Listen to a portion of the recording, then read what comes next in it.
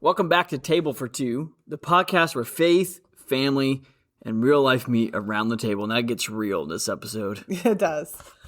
We're Jason and Nicole Barnett, and today we're tackling one of life's greatest mysteries. Yes, pastors work on Sundays, but what do they do for the other 6 days? It's like they do the opposite of what God does in creation. Yeah. According to some people, you only work on Sundays. Which means apparently sermons write themselves, hospitals stop existing Monday through Saturday, If only.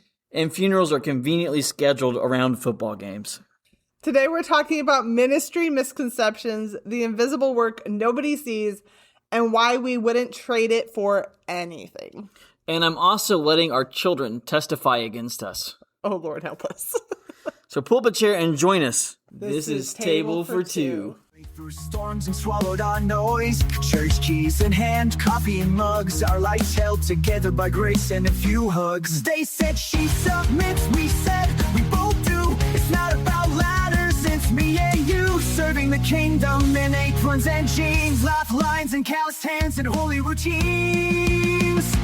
At this table for two, there's room for you.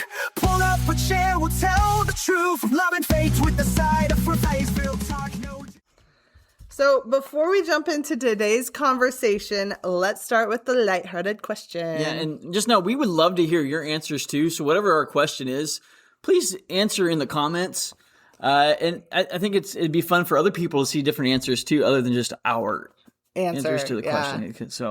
So the question is, what job did you completely misunderstand as a kid? Yeah, maybe you thought your teachers lived at the school. Or veterinarians just played with puppies all day? Mail carriers worked for 30 minutes. Or pastors only worked on Sundays? Yeah. And apparently some adults still think that. Yeah, which is kind of the awkward conversation of this episode. Yes, but sorry. So what job did you completely misunderstand as a kid?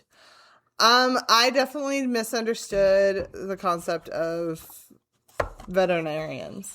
Like, I did think they played with puppies all day. It wasn't until about high school when one of my friends was considering becoming a veterinarian that I was like, oh, you get to play with puppies. And she's like, yeah, no, like, that's part of it. But the thing that's worrying me the most is the prospect of having to put animals down. Yeah. And I was like, oh, yeah, that does not sound like fun. No, that wouldn't be fun at all. I would be sobbing in my office all day. Yeah, you would try and find some way to try and like sneak it out. I definitely would. That is 100% me. Yeah. Nicole is not allowed to near animals that have no home. That's a rule in our house. And it doesn't get followed. No, she doesn't listen. I don't care. Yeah. Well, for me, I think actually it's one of my favorite shows growing up was MASH. Mm-hmm. Right? If you don't know what MASH is, I'm sorry. But it's a show about Doctors. Well, MASH stands for Mobile Army Surgical Hospital. It's about doctors in the Korean War.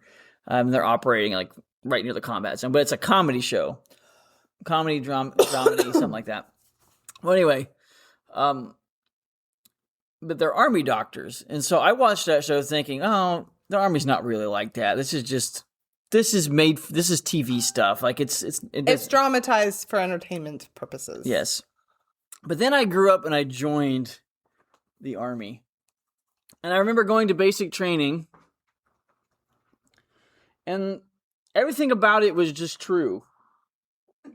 Like there was a lot of like standing around and waiting to do things. And when you weren't standing around waiting to do things, the things you were doing were physically challenging or mentally taxing, or involves you trying to rely on somebody else who you're not sure if they ate crayons as a child.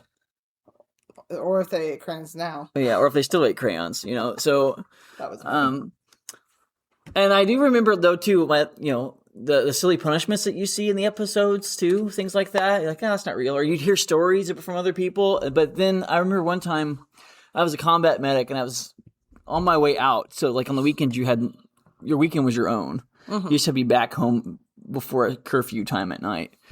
And on my way out, there was a guy who had gotten in trouble. So he was not allowed to go out for the weekend.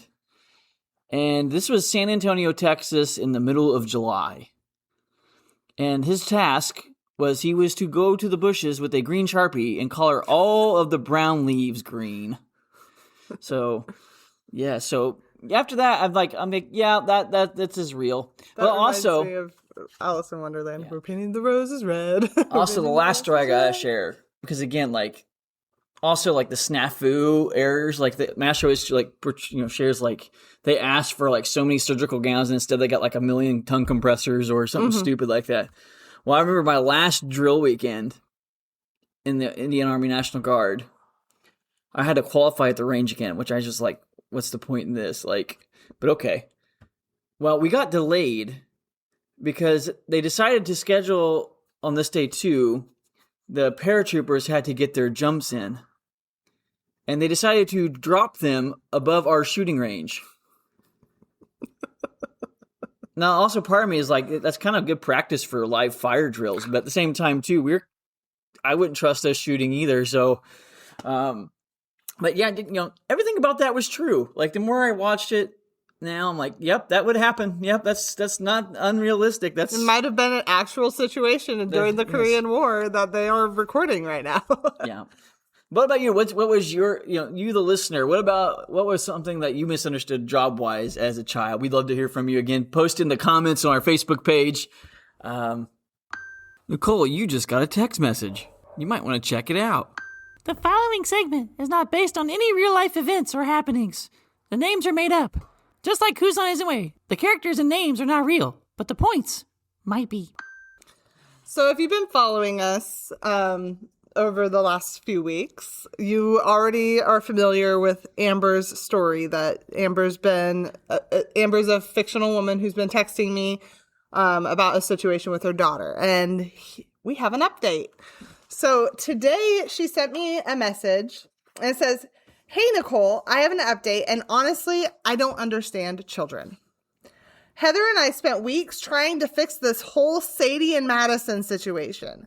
We did ice cream, conversations, pep talks, and enough emotional processing to qualify for continuing education credits." I understand that. Mm-hmm. Nothing worked. So eventually we just stopped trying. Yeah, which is probably what the dad's advice was from the beginning. That's what our advice was. Yeah. So Tuesday, Sadie came home from school and casually announced, "Madison and I are okay now." Well, apparently Madison forgot her lunch. Sadie shared some of hers. They laughed about something at recess, and that was that. I asked if she apologized. She looked at me like I was an idiot and said, "Yeah, Mom." I told her I was sorry. Madison said she was sorry too. We're fine. I could hear the teenage sass without having to see it. Right. I felt it. But that's it. No speeches, no intervention, no Hallmark movie ending. Heather and I called each other and just started laughing. We spent 3 weeks trying to fix something 2 11-year-olds worked out in one afternoon. Yep. The funniest part is Sadie told me, "Mom, I think I misjudged Madison too fast. I don't think she was trying to worship Satan. I think she just likes K-pop." So somewhere in all of this, she's actually learning something. Of course, Linda keeps sharing her 2 cents and still thinks Sadie shouldn't have apologized because she was standing up for the truth. And Frank, who's way too opinionated, says everybody is too sensitive and doesn't understand why anyone was upset in the first place. This is either Frank Burns or Uncle Frank from Home Alone.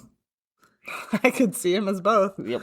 Meanwhile, the 2 11-year-olds have already moved on with their lives and are arguing about some K-pop groups neither Heather nor I can even pronounce. Amen.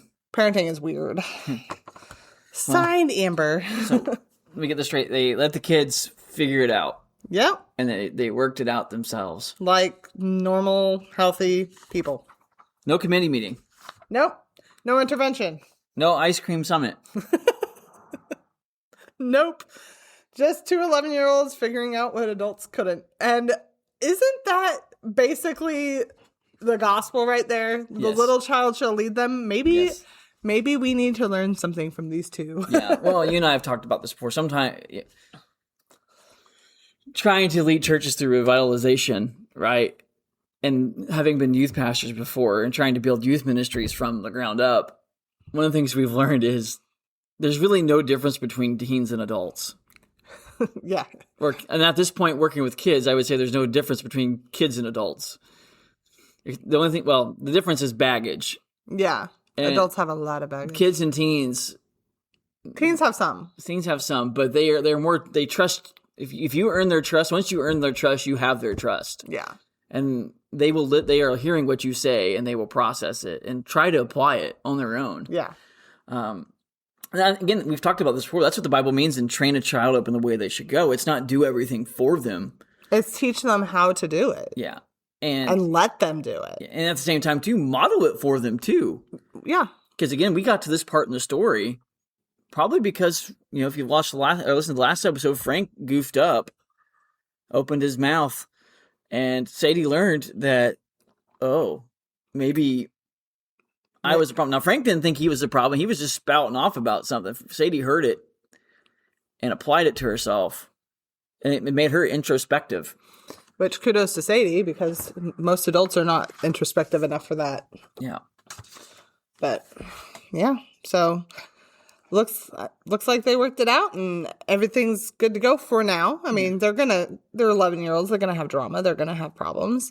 And they're teen girls. This isn't going to be the last battle in the saga. But let's just hope that Grandma and Grandpa don't butt their noses in where they don't belong. Exactly. And hopefully that wasn't foreshadowing for the future. Now, I will say this too. Kudos to both moms in this scenario, though, because a lot of times what will happen is the kids are feuding. And then the moms parents are like, my child was fine and your child was the problem. Yeah, or even, Amber and Heather tried to step in and force the girls to get along.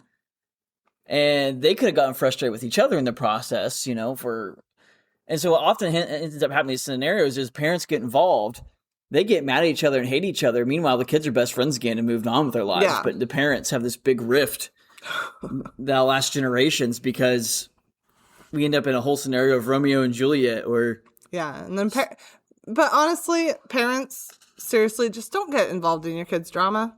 Yeah, there's no reason for it. Yeah, actually, it's going to be over in a week. Yeah, and actually, that's one of the best pieces of advice I got as a youth pastor. And it was my lead pastor at the time I was serving under Raymond DiCamillo who said this to me. He says, Jason, don't get involved in their drama.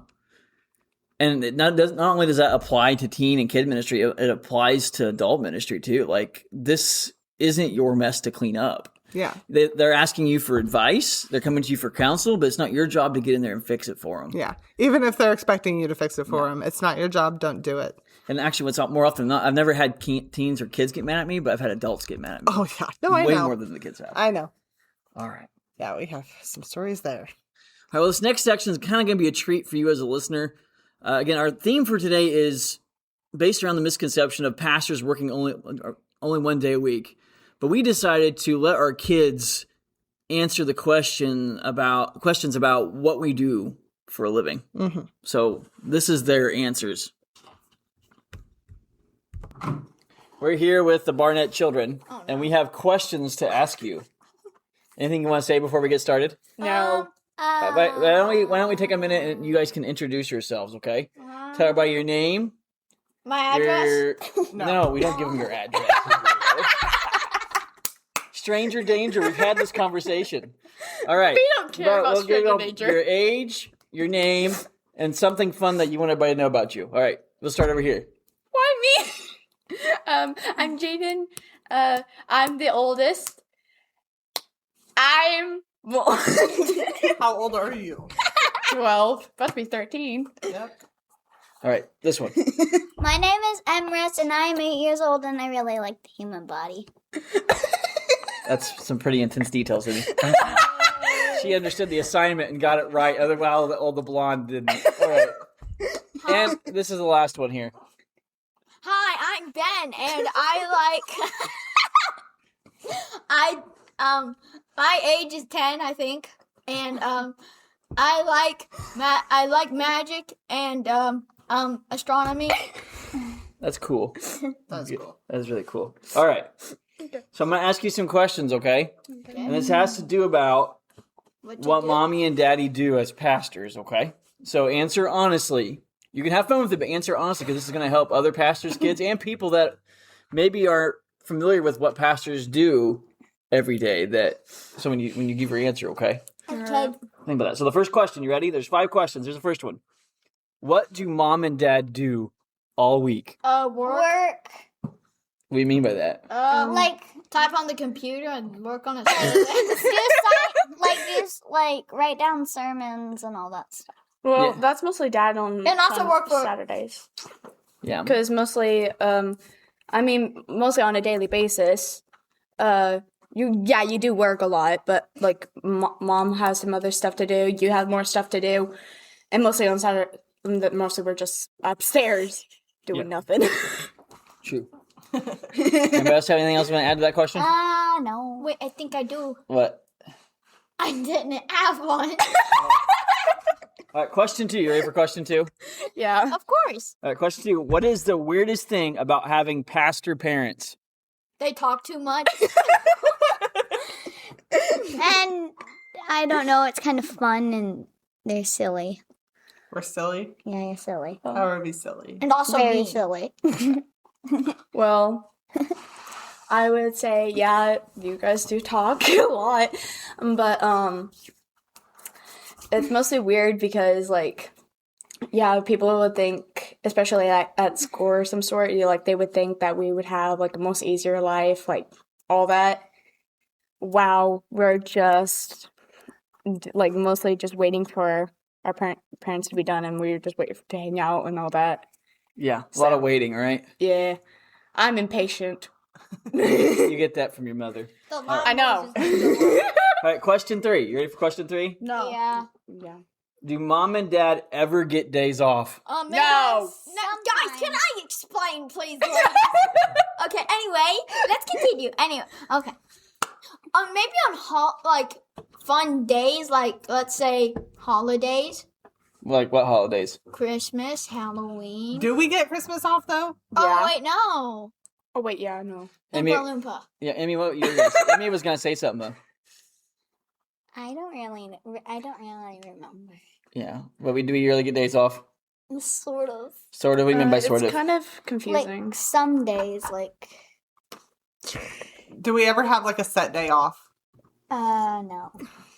Oh, it's like, yeah, it's kind of confusing because sometimes you do have days off, but sometimes you don't but most of the time you don't really do get a day off because even like when we're on a week of break, dad still has sermons to do Or on I do. Saturdays. Yeah. And then sometimes even when we're on vacation, we'll get text messages from people back home needing pastoral care. Yeah. So, what were you gonna say, Ben? I was also going to talk about the vacation, but Yeah. Sorry, bud. Sorry. Too All late. right. Here's the last question. You each have. I'll make sure you each get some time to answer this one. Okay. yeah. The last question is. Oh wait, no, we're on question 4. I skipped question 5. All right. So hold that thought. Question. One more question before that. That last question. All right. Question 4. What do people misunderstand about pastors? What do your friends at school think that we do or say about us that they get wrong? They think that you guys have a lot of days like off for like throughout the week without church. We all every denomination believes in the same thing. They think, yeah. I've Yeah. heard of that. Or like they think that like we I can't put my words in my mouth. Your word.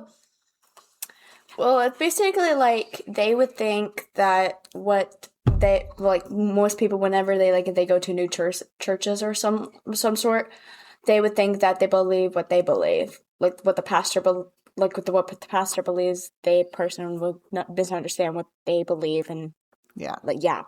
Yeah. I tried to put the right words in my mouth. I did You're not okay. do You that. did good. Sorry. No, you're right. When you're at school and you tell people that you're a pastor's kid and that you're a Christian, they automatically assume you believe certain things, which may or may not be true, huh? Yeah, like they don't they think I'm a whole like Different different person. person. Yeah, I'm this exact same person. Have you guys noticed that the noise thing haven't really went up? It's all right. All right. Here's the last question. All right. You ready for the last question? Yes. I'm scared. All right. Again, you each will get a chance to answer this one, okay? Let's start with Ben this All time. right. We'll start with Ben. What is your favorite part about being a pastor's kid? Being lazy. Being lazy, what do you mean by that? Well, while you guys work, I lay in bed watching TV and take 5 bowls of cereal every day, which I'm not lying about that. Amy saw me get about 6, I think. You know what else isn't lying about it? Is the counter and the floor. Shut up! All right, is that all your answer? I mean, I did throw some cereal at him. Go ahead, Ben. Jan looks like a stop sign. All right. Okay. All right, Emmy, what's your favorite part about being a pastor's kid? I like staying home. That way, like, we get more time to, like, chill out and, like, so, like, we have less time to, like, do stuff. Yeah. And, like, get a chill out. And, So, yeah, we're busy a lot, so you don't get a lot of time to rest, right? yeah, we don't have that much family time either. Yeah. So it's nice when we do, right? Yeah. Yeah. Like vacations. Yeah. All right, Jaden, what about you? What's your favorite part about being a pastor's kid? Okay, let me think. Well, I will say the most thing that I have loved about being a pastor's kid is mostly just being around friends that have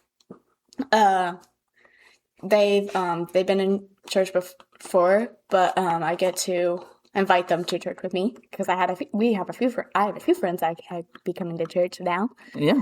And being able to talk to one of my friends whenever she needs me and let her know what like talk to her. Yeah. Yeah. That's awesome. Yeah. All right. Any last words before you guys are finished for this episode? My last words of my life will be, I want cookie dough. You want cookie dough? Yeah. I want cookie dough. Oh, wait. Was it the last words for the broadcast? No. That was just your last part of your bit here. Emmy, you got anything you want to say? I want to say I hope all of you guys have a great day. That's nice of you, Emmy. What about you, Jaden? I don't have anything. I don't know who these people are. Okay, perfect. All right. Well, thank you. You guys can go now. Well, I hope you enjoy getting to meet the Barnett children. Hopefully some of you remember Ben from the end of last season. He has been officially diagnosed with ADHD now. And it kind of showed up in his answering of the questions. There was a couple of moments where Ben was Ben.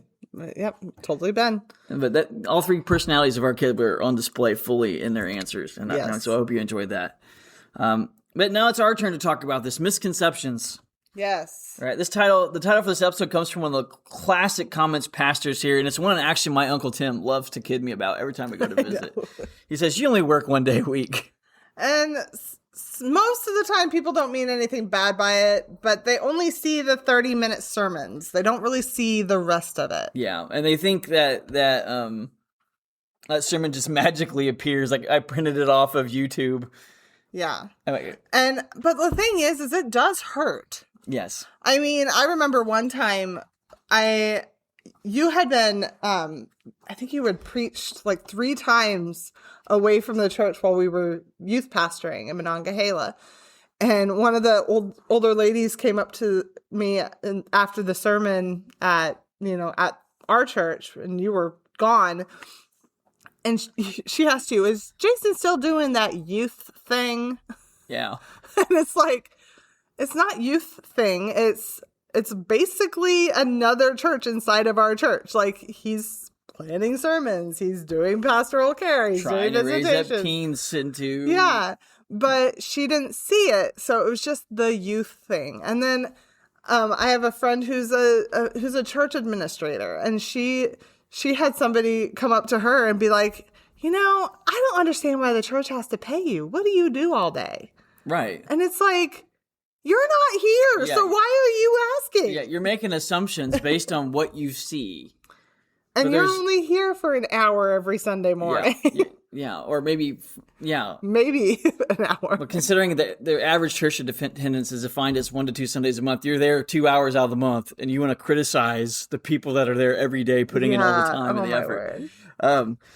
But again, what people don't see is the hidden things, right? Like, yeah, you see us 30 minutes, and now let me tell you this: when you get up to preach, it's an intense 30 minutes. It really you are is. trying to. You're wringing your brain out trying to share Jesus. Now, again, the Holy Spirit helps you through it. And you're hoping So part of that ringing out is you trying to silence yourself so the Holy Spirit can speak. Yeah. And at the same time as you're speaking, you're trying to gauge the people sitting there to make sure they're understanding what you're saying.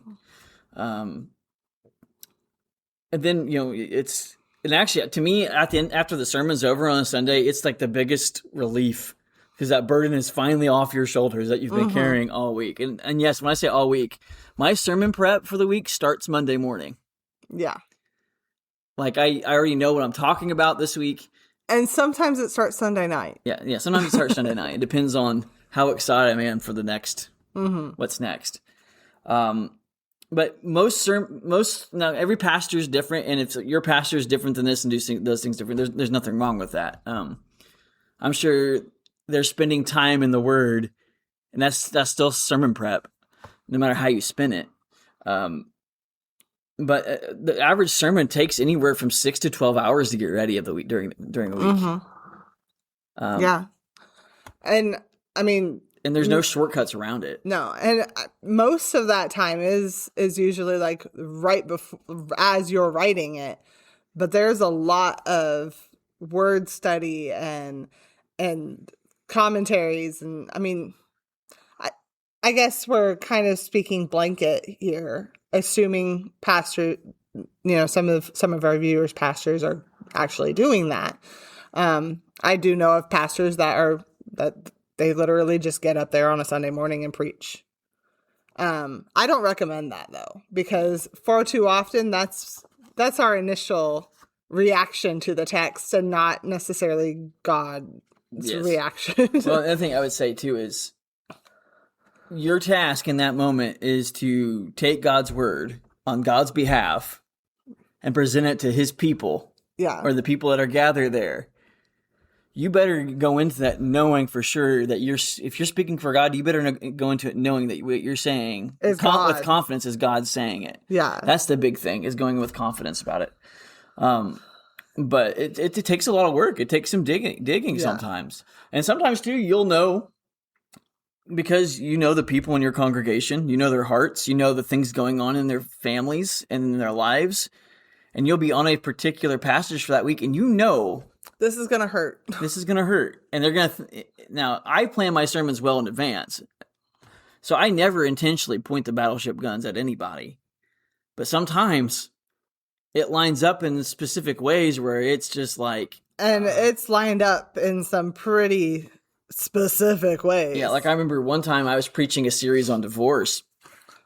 And then that week I was preaching on marriage. And this couple decided to visit the church for the first time, and they were what we Nazarenes call cohabitating. They were living together and they were not married.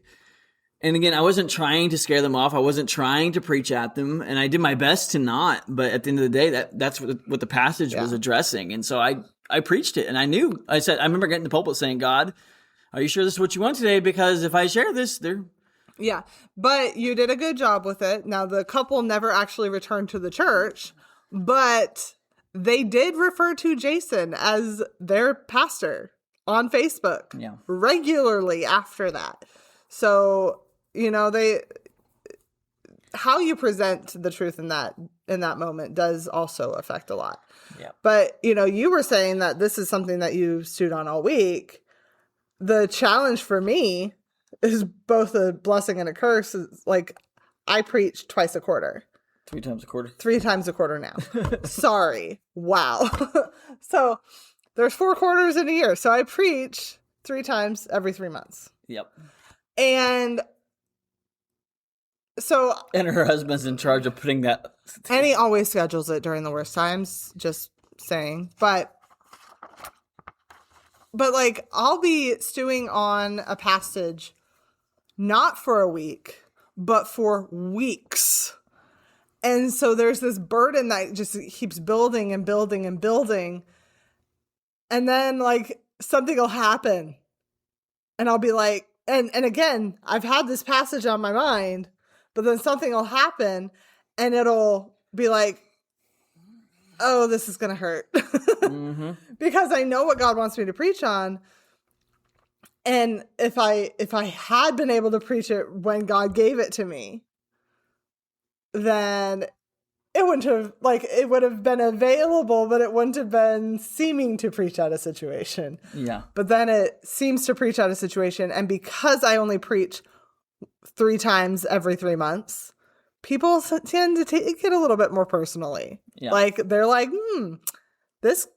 how do I know that she's been planning this? Like, she could have just heard about my situation 2 days ago and decided, oh, I'm going to focus on that. Because, yeah. But my sermon prep is weeks long, not a week long. Yeah. But I don't have a calendar. It's what am I preaching on this next time? And I'm going to tell you guys right now, my next sermon is on the parable of the wedding feast. And I'm just saying that right now. So that way, if something comes up in the next couple of weeks, it's not me preaching out the situation. Yes. But that's just, they know about the sermons and stuff on the Sunday morning, that part, the part they see, but they also don't know that I get up at anywhere between 5 and 6 o'clock on Sundays to get myself dressed and then to start finishing things up.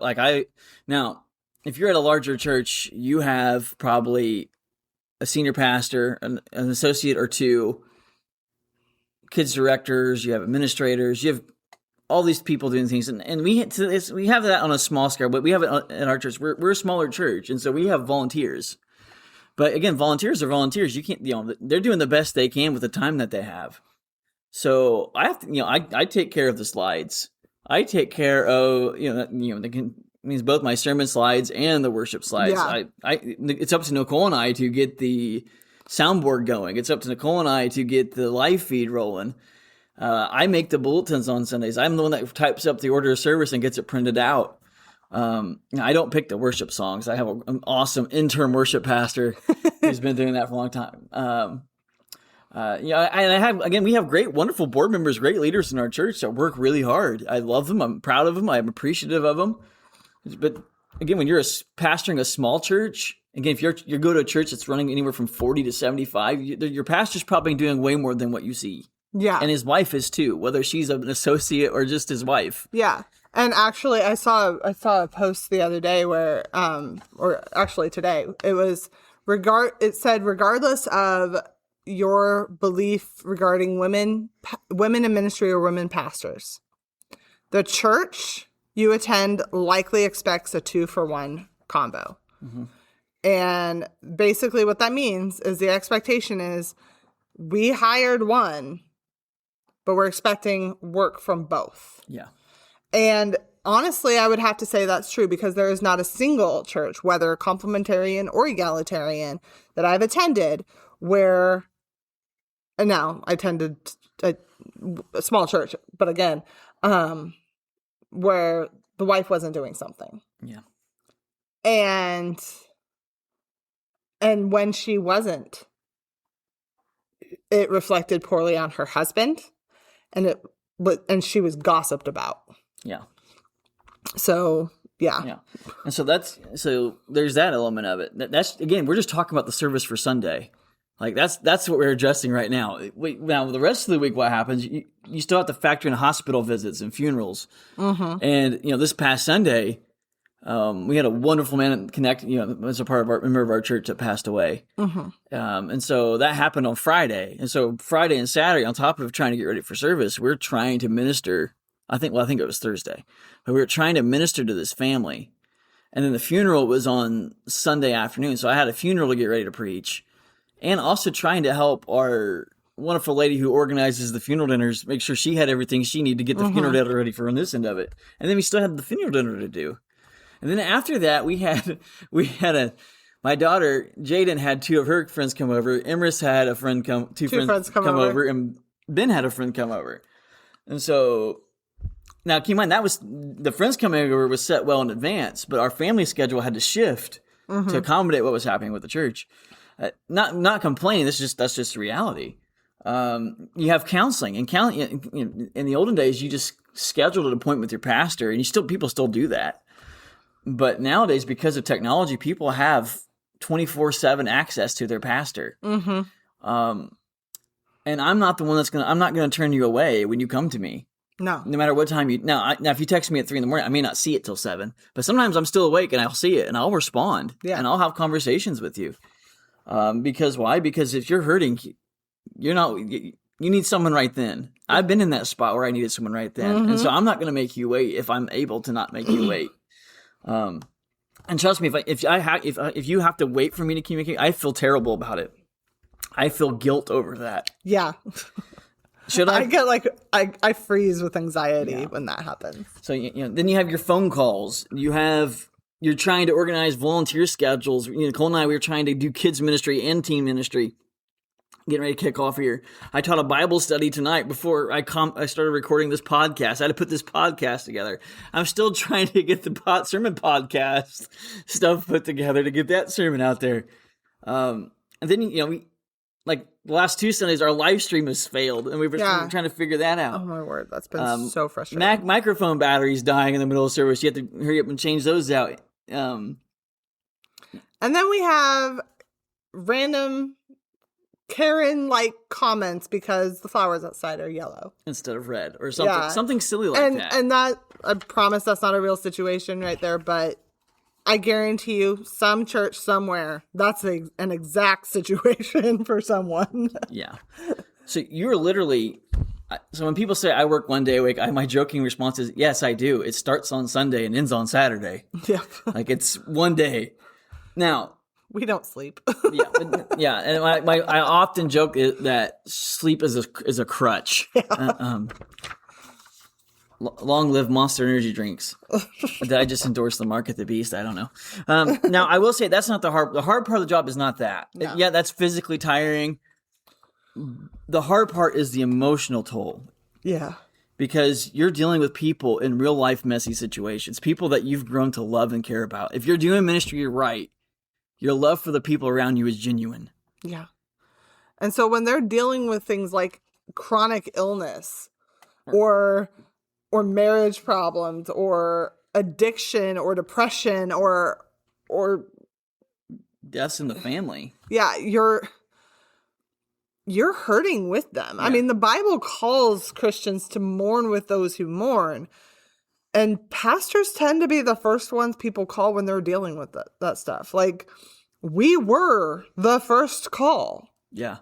Which is an honor, that it's an honor that they feel they trust us that much. They value and love us that much I've got to call my pastors about this. Yeah. But it's also devastating because also I was on the receiving end of seeing a message or seeing information shared by a pastor's wife about my family before I got the news. So at that point, it's information, it's knowing things that I can't share. Yes. I can't unburden myself until I know that this is public information. Yeah.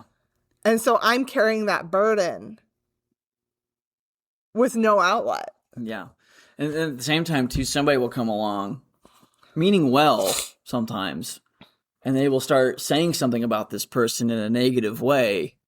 That that person that they're talking about, that person unloaded a burden on you that is really impacting their life and really impacting things around them. But because you can't share that, it just tears you up on the inside because you can't tell this other person that's talking about them in this negative way. Like, listen, if I could just tell you the full story. Yeah. And you try your best to try and deflect and try and reroute and trying to correct. But again, people are people. They're going to make their choices. Yeah. And so that's hard. That's an emotional hard thing to carry. Then there's people that say they love you. You're the best pastor they've ever had, and then they push you out the door, or you watch them leave your church. Sometimes they'll tell because they're telling everybody that you're the worst pastor they've ever had. Yeah, you watch them leave, and you're like, you take it personal. Yeah, and sometimes it is personal, but sometimes it's not. It's just life changed and they're ready for a change. Yeah. But you take it personal.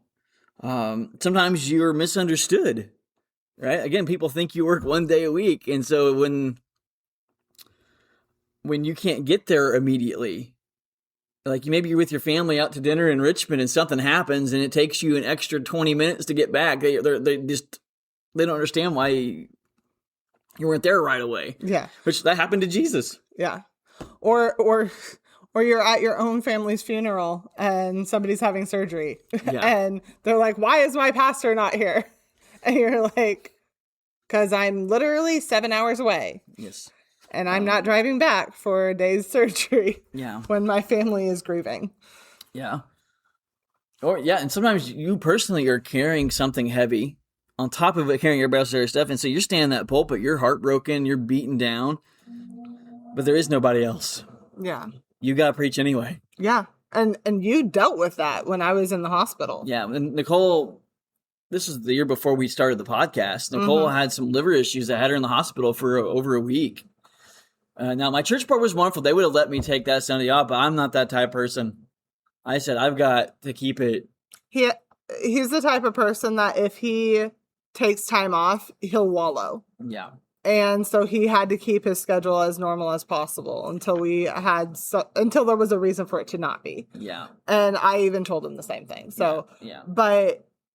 And I was trying to also keep it somewhat normal for the kids because I didn't want them to panic about Mom. Even though they took it hard too. Yeah. After I got home, my daughter ended up having a full-blown panic attack at school. Yeah, but really, because part of what's happening is I'm trying to pastor the church, be a good husband, see my wife in the hospital, and also still trying to be dad and take care of the household too. And I'm not saying I was perfect at any of them, but it was hard. It was hard on the kids during that time period. Now I had our church people here are wonderful. They stepped in and helped out, and we actually had some of them fighting about who got the kids to help me take the kids when I was going back and forth. And I'll always remember and appreciate and love them for that. But yeah, the emotional baggage is what people don't see. Yeah. Or you walk with a couple through marital counseling, and you really think that they're going to make it. Or you walk with somebody through an addiction, and they find Jesus, and you think, oh, maybe this time is different, and then the wheels just come off. Yeah. And you're devastated. You don't know what to do about it. Or someone that you in the church that you love and respect is dying. Yeah. And you love the family and you love this person. You have to go and pray and say, God, would you help them go quickly? And sometimes you can pray that prayer and sometimes you can't. And that's happened. I've had it happen both ways. Mm-hmm. So again, the hard part of the job is not the schedule. It's not the It's loving people. Yeah, it's loving people. The hard part is not the ability to love people. The hard part is the burdens that you carry when you love people. Yes. And it breaks your pastor's heart when you are carrying something. Yeah. But still share. Still share. I'm not saying not to share with your pastor. Because it breaks our heart more when we know that you didn't share it with us. Or you felt like you were going to burden us with it. Yeah. No, that's what we're there for. We know what we're signing up for when we become pastors. This is just us letting you know from the other side of the table. We hurt for you. Yes. And we hurt with you. Like, I have part of my devotions in the morning, I have what I call the victory book. Yeah. And it's kind of a prayer journal.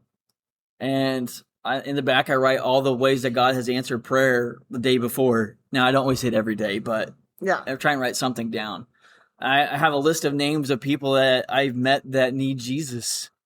But also, anytime someone gives me a prayer request, I write it on a Post-it note and I stick it in that victory book. And believe me, I crossed it off when one of those prayers are answered.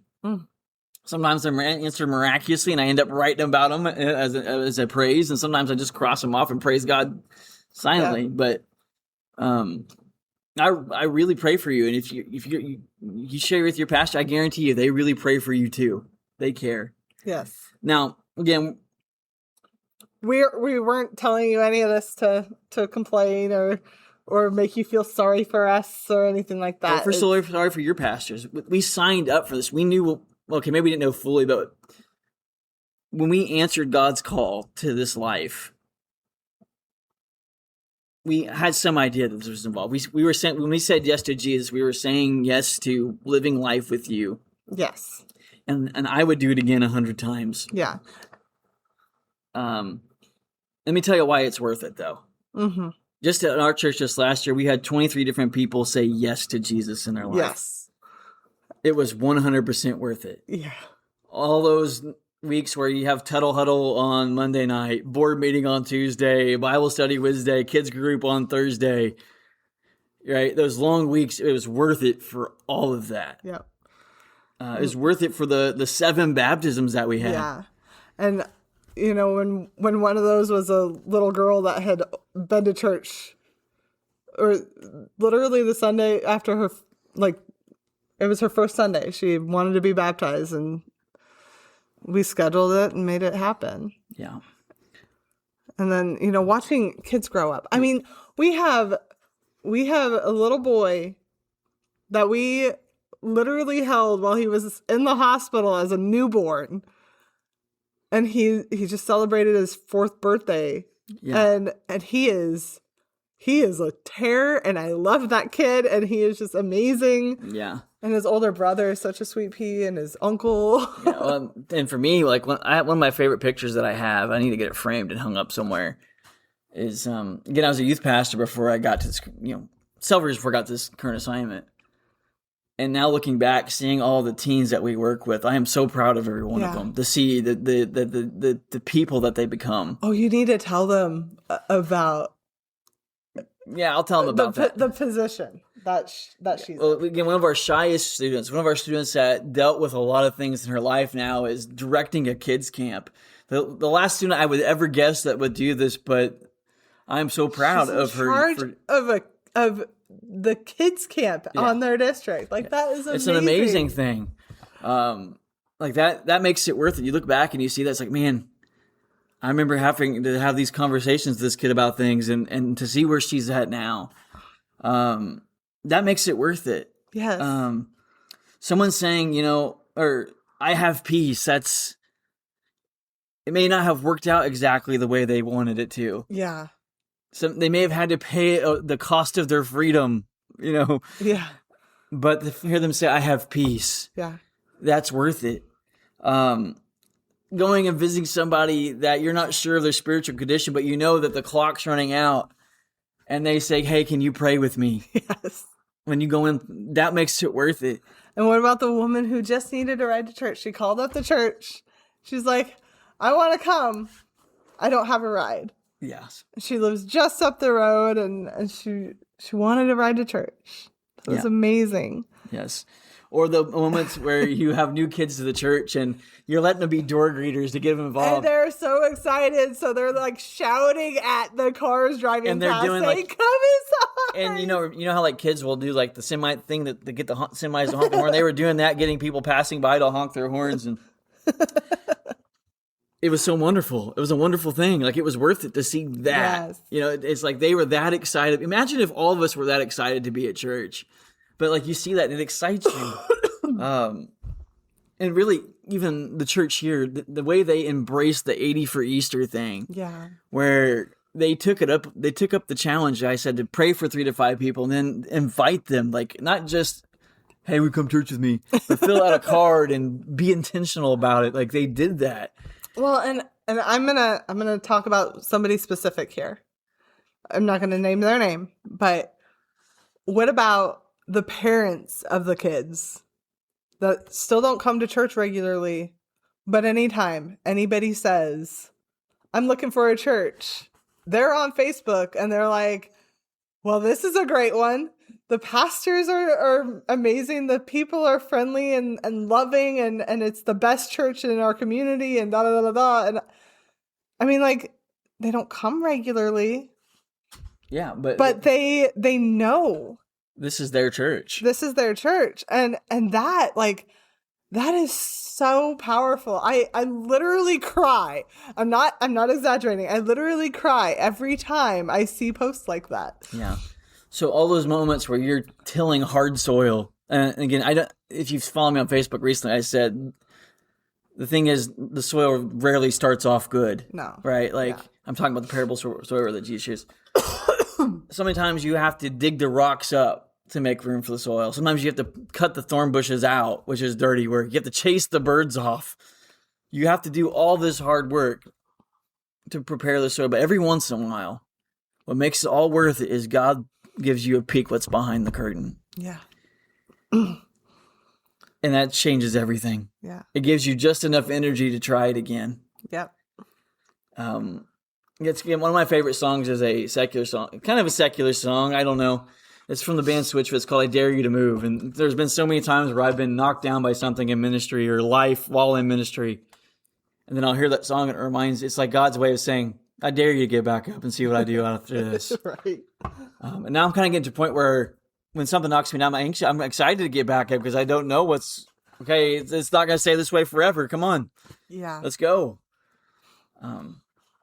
Again, I'm not here to try to tell you, like, nobody goes into the ministry because it's easy or they're going to become a millionaire and have their own private yacht, or that's not why you do it. And nobody stays because it's easy. They just, they stay because once in a while God reminds them why they said yes. That's right.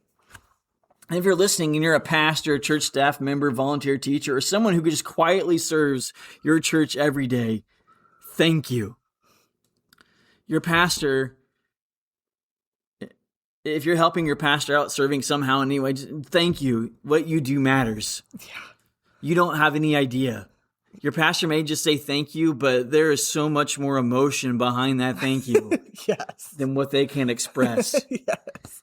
And, if your pastor has weird hours, answers text at dinners, disappears at hospitals, or occasionally looks tired, or always looks tired, pray for them. Yeah. And maybe don't complain about the yellow flowers or the green carpet or the crumbs on the table. Yes. Let it go, because they are carrying things and dealing with things that you don't know. You don't. And, sometimes you don't want to burden your pastor, but they definitely don't want to burden you. That's right. So that's all we got for this time. And until next time, grace and peace. Through storms and swallowed our noise, church keys in hand, coffee and mugs, our lives held together by grace and a few hugs. They said she submits, we said we both do. It's not about ladders, it's me and you, serving the kingdom in aprons and jeans, laugh lines and calloused hands and holy routines. At this table for two, there's room for you. Pull up a chair, we'll tell the truth of love and faith with the side of face built talk. No. Hello. Fake strawberry, pink spruce raspberry. Fake. Can you guys be normal for once? No. Jinx! No, you did not. Wait, Jinx. You did. Yeah. Jade, have I ever told you something? Is what you just sound like an Oompa. Yeah, that's what I thought. You're kind of dumb. And you're kind of blonde. Happens if I just grab this and then... No, wait, no, you're not. You're not kind of blonde. You're kind of short. You're short. I'm taller than you. But You I'm flex taller on than you, and you're the shortest person alive. Bailey you is. flex on your height. It's like a big deal for you. Seriously. I always flex on my height.